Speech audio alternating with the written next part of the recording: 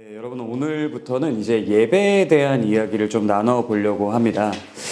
사실 장로교회에서 정말 중요한 것이 두 가지가 있다면 하나는 직분일 것이고 또 다른 하나는 예배다라고 말할 수 있을 것 같아요. 그래서 우리가 직분에 대해서는 4번에 걸쳐서 살펴봤는데요. 이제 오늘부터는 예배에 대해서 살펴볼 겁니다. 근데 얼마나 오래 걸릴지는 잘 모르겠습니다. 예배라고 하면 할 얘기가 굉장히 많은데요. 오늘은 가장 기초가 되는 내용, 아주 직관적인 내용이죠. 예배란 무엇인가? 그러니까 예배라는 것이 도대체 무엇인지 가장 기본적인 원리에 대해서 이야기를 나누는 시간을 갖도록 하겠습니다. 자, 예배란 무엇인가? 나눠드린 종이를 한번 보시면요.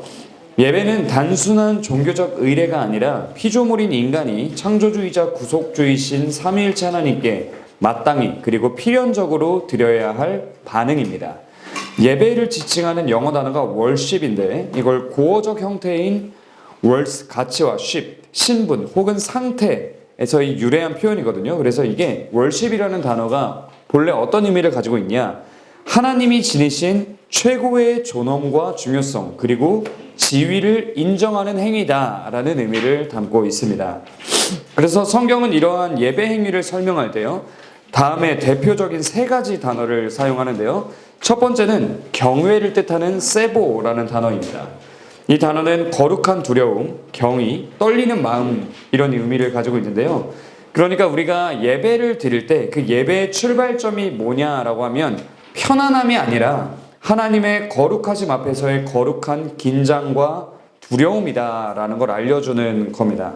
그리고 성경은 이러한 경외감이 단순한 종교적 열심을 넘어서 삼위일체 하나님의 무한하신 영광에 압도된 자들에게만 나타나는 반응이다라고 이야기를 하고 있거든요. 그러니까 우리가 예배에 나올 때 하나님에 대한 마땅한 두려움이 있어야 한다라는 걸 이야기하는 거예요. 근데 오늘날 많은 사람들이 그냥 교회에 오는 게 그냥 편안하게 와서 예배드리면 되지 뭐 이렇게 생각하고 있지만 성경이 말하는 예배는 그렇지 않다라는 게 중요합니다. 그러면서도 동시에 성경은 신자들이 예수 그리스도의 중보사역 안에서 하나님께 담대히 나아갈 특권을 받았다라고 이야기를 하거든요. 그러니까 무슨 말이냐? 참된 예배는 경외감 없는 담대함만으로 드릴 수 있는 것도 아니고 담대함 없는 경외감만으로 드릴 수 있는 것도 아니다라는 거예요. 그리스도 안에서 이루어지는 경외함 속에 담대함을 통해 드릴 수 있는 게 예배다라는 걸 성경은 알려주고 있습니다. 그러므로 우리는 자신이 정말로 하나님의 영광에 압도되어 경건한 두려움을 가지고 있는 자들인지 또 동시에 그리스도 안에서 담대히 하나님께 나아가고 있는지를 마땅히 돌아보아야 합니다. 자, 그리고 둘째로는 굴복을 뜻하는 프로스케네오라는 단어가 있습니다.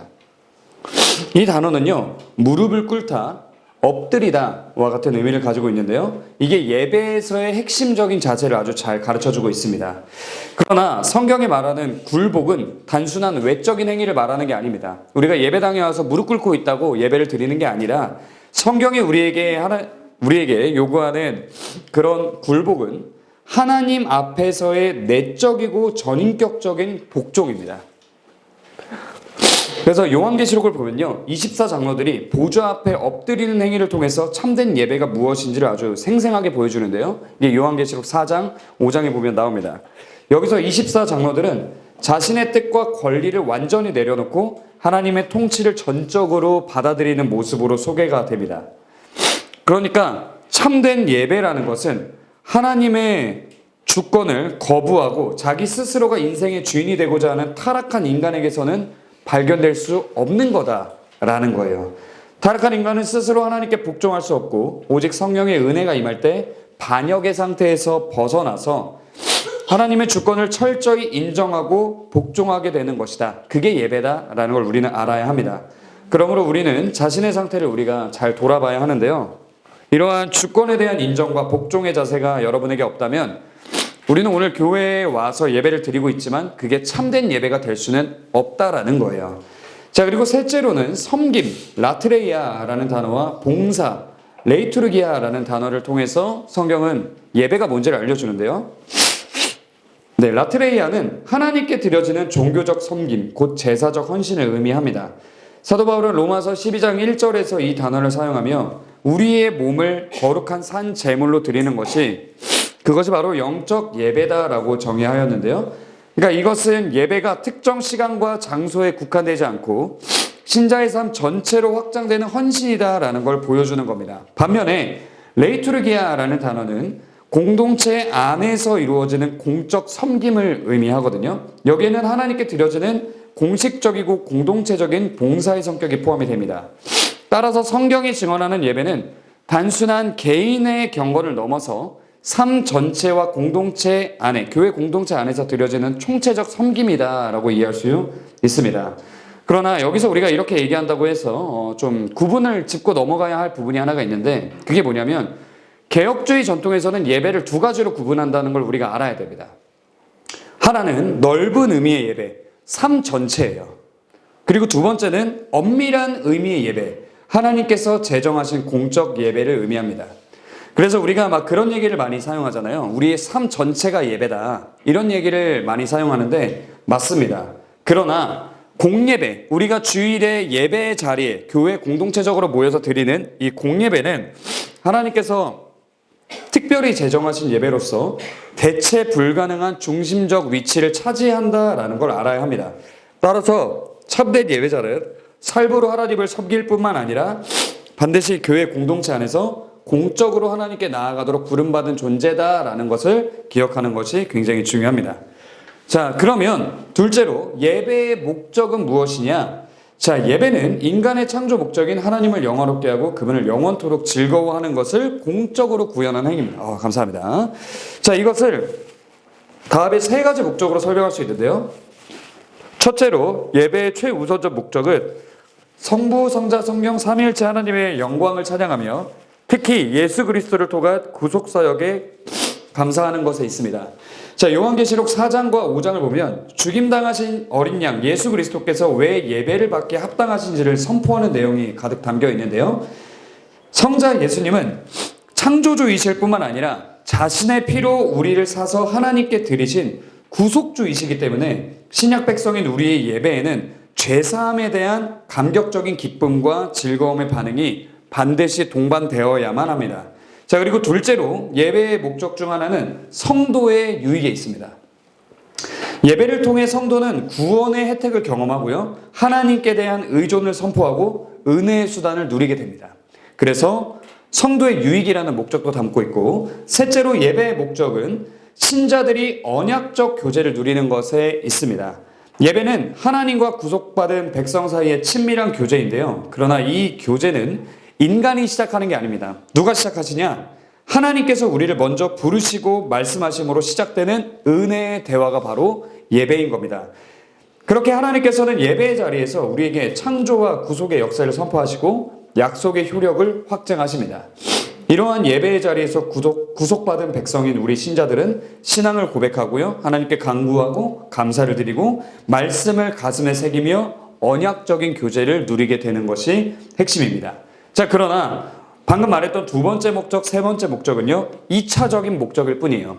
1차적인 목적은 뭐냐? 오직 하나님께 영광을 돌리는 것. 이게 가장 중요한 예배의 핵심입니다.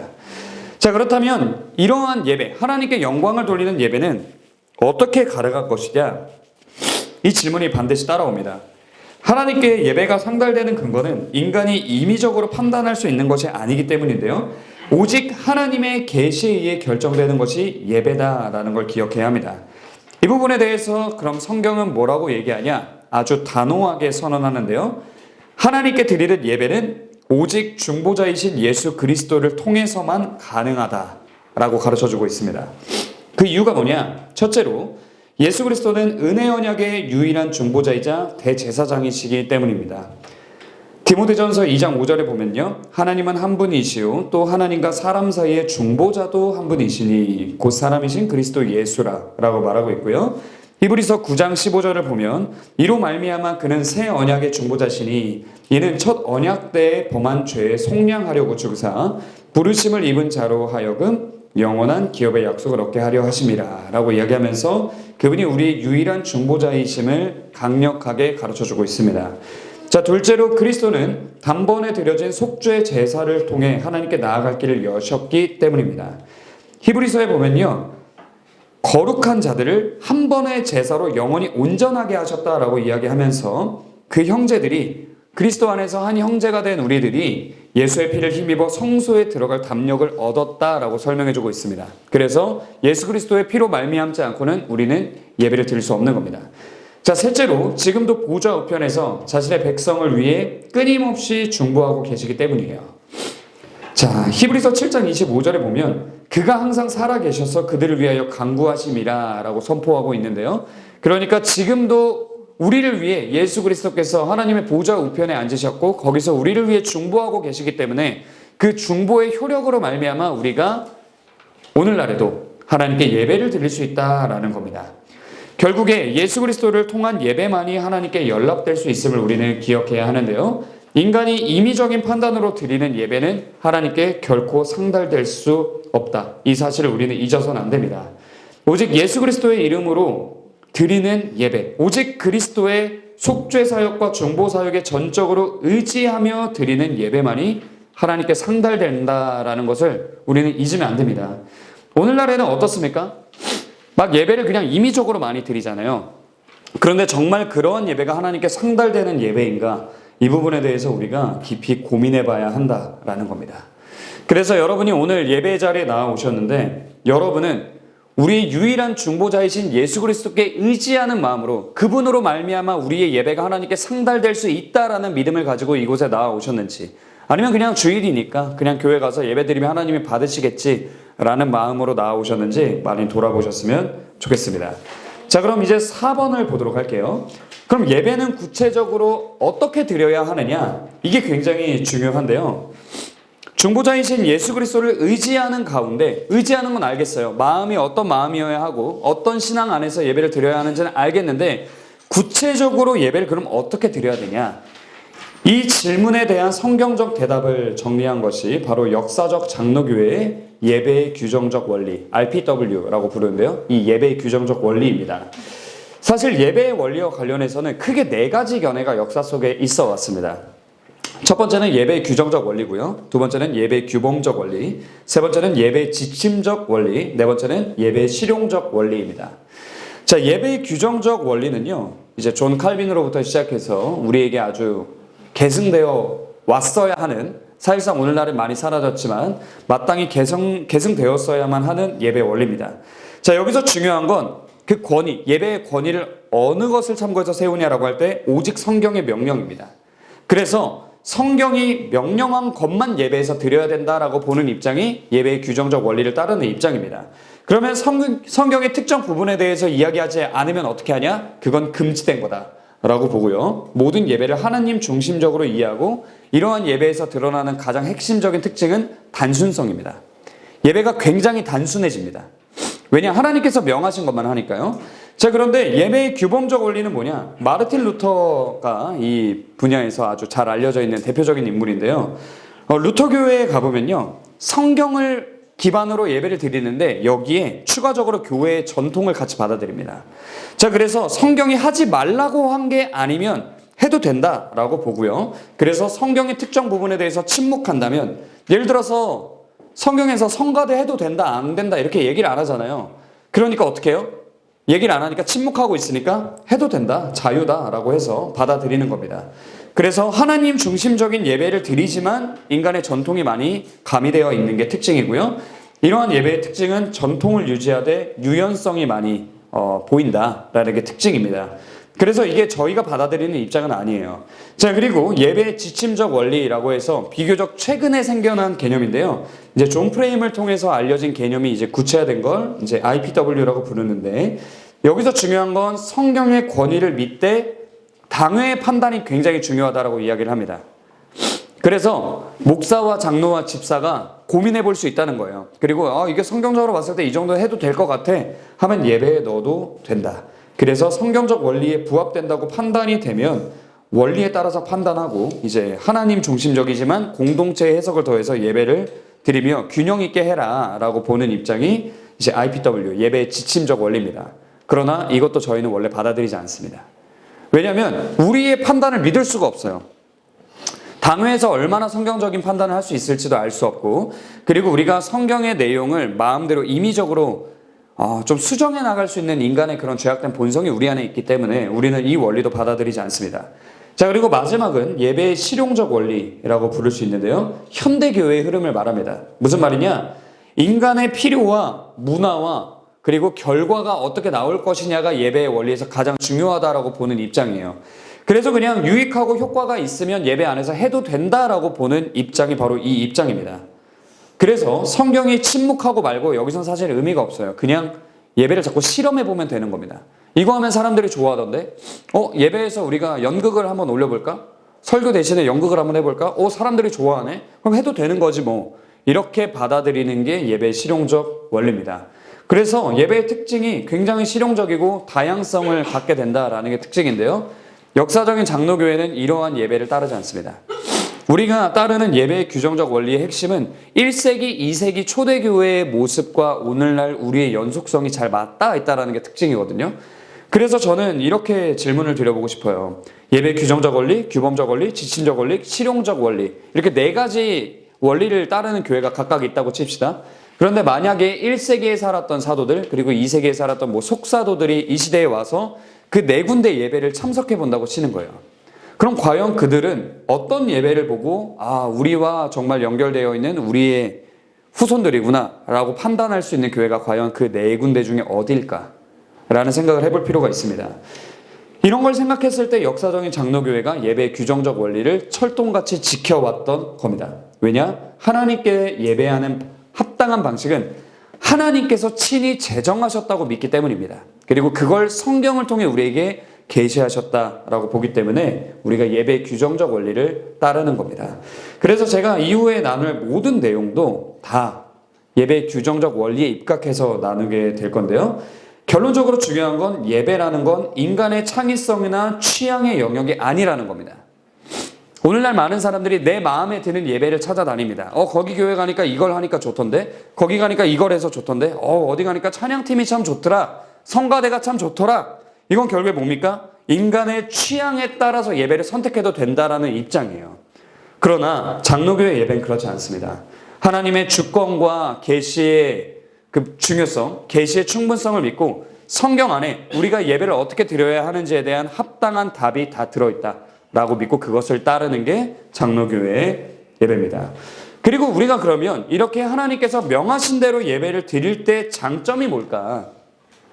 사실 하나님께서 그걸 통해 영광을 받으시기 때문에 우리가 다른 이유를 설명할 건 없습니다. 그러나 저는 이런 말씀을 드리고 싶어요. 우리가 일주일 중에 주일 딱 몇 시간 교회 와서 예배를 드리잖아요. 그런데 그 예배 몇 시간조차도 내 인간의 본성을 거스르고 하나님께서 기뻐하시는 방식으로 예배를 드리는 것, 이것도 못하는데 우리가 나머지 삶에 일주일 동안 어떻게 하나님의 뜻에 맞춰서 우리의 인생을 살겠습니까? 그렇죠? 그래서 우리는 더더욱 하나님께서 원하시는 그 방식 그대로 예배에서 인간적인 요소를 배제하고 하나님께서 기뻐하시는 방식으로 예배를 드려야 할 의무가 있습니다. 우리가 이런 얘기를 많이 한단 말이에요. 예배에서 승리해야 삶에서도 승리하는 거다. 맞는 말입니다. 우리가 예배 안에서 내 삶을 완전히 하나님의 뜻에 맞게 집어넣어서 딱 규정해보지 않는 사람이 어떻게 삶의 자리에서 하나님의 말씀만을 내 삶의 중심으로 삼고 살아갈 수 있을까? 저는 불가능하다고 봅니다. 그래서 우리 교회는 정말로 예배의 원리를 하나님께서 기뻐하시는 예배의 규정적 원리를 따라 예배를 드리는 교회가 되면 좋겠습니다. 자, 마지막으로 짧게 이야기하고 마치도록 할게요. 우리는 어떠한가? 오늘날의 많은 예배는 예배의 실용적 원리를 따르고 있습니다. 이걸 우리가 기억해야 됩니다. 결국 인간 중심적인 예배, 엔터테인먼트적인 예배, 감상주의적인 예배가 주류가 되고 있는 이 시대 속에 우리가 살아가고 있는데 저는 우리 교회가 꼭 이 시대적 흐름을 경계하고 맞섰으면 좋겠습니다. 이러한 흐름은 단순한 취향의 문제가 아니라 예배의 본질을 왜곡하는 문제고요. 하나님 중심적인 삶이 아니라 인간 중심적인 삶을 살겠다라는 반역의 표지라는 걸 우리가 기억했으면 좋겠습니다. 이를 위해서 우리가 반드시 회복해야 하는 건 하나님 중심성입니다. 인간 중심적 사고로 예배를 드리는 사람은 결코 삶의 자리에서 하나님 중심적으로 살 수 없다는 걸 기억해 주셨으면 좋겠습니다. 그래서 오늘 우리가 예배 시작하기에 앞서서 스스로에게 이 질문을 던져보면 좋겠습니다. 우리 교회는 하나님께서 성경을 통해 명시한 것이 아니라면 그것이 무엇이든 예배에서 정말로 제거할 마음이 있는가? 여러분과 저에게 이 마음이 있었으면 좋겠습니다.